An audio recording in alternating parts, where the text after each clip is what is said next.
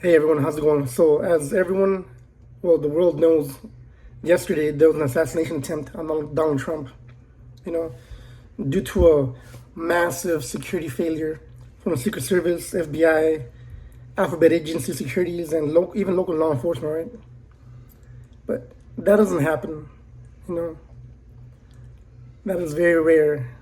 And it gave me JFK vibes immediately. I'm not really a believer in conspiracy theories, prophetic cartoons, none of that stuff, right? But over the years, I have been paying a little bit of attention to The Simpsons because somehow they hit things right in the nose with some episodes that they do, right? Like the Kobe Bryant helicopter crash, the Brazilian soccer team, the Neymar back injury. Now this yesterday. I don't remember an episode if Trump died or not, but I know for sure it was a assassination attempt and a headshot or attempted headshot. No, like I don't believe in that, but it's kind of eerie, right? You want to believe that 20-year-old kid, by all accounts that are coming out now about him, his life, a 20-year-old troubled kid was able to pull this off on their own. That's not always the case. You know, they had to have help from somewhere in some way. That has to be it. But now we'll never know because he's no longer here, right? You know, it had to have been planned, someone to tell him where to go, what to do, or whatever, like a patsy, if you want to call him, right? But in this case, the patsy missed. You know, I still can't get wrap it around that the security today failed out miserably. It just doesn't happen, right? Hell no.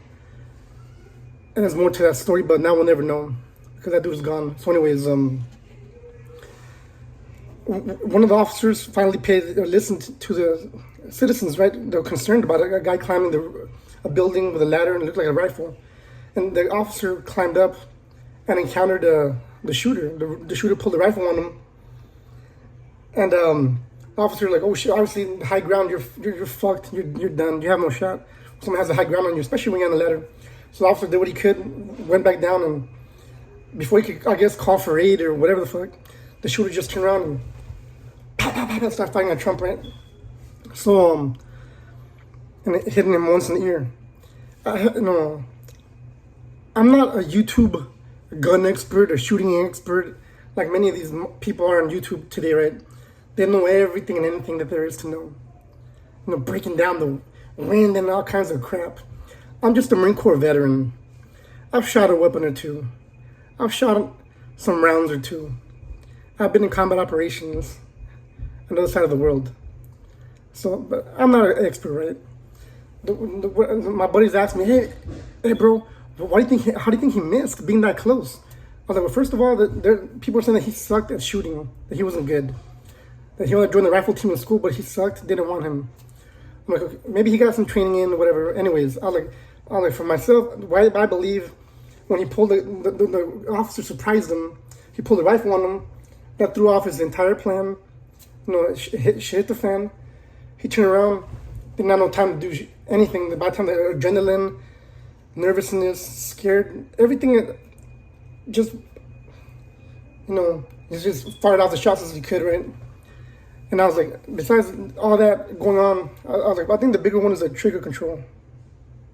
You know, the teachers in the military, you know, slow, steady squeeze, right? And a lot of people, they're under duress like that. They're under pulling or whatever, you know. That's why a lot of us veterans do it, who did it day in, day out, we know about all that stuff, right? So I told my buddies, that had to have been that, man, the trigger control. Because, I mean, for someone to have been that close, like, shit, that's like, that's the best opportunity anybody would ever had to take him out. And probably into the future, that's the best shot anybody would ever had. Luckily, he missed. But unfortunately, that completely innocent person was hit and killed, and two others were injured, I think. You know?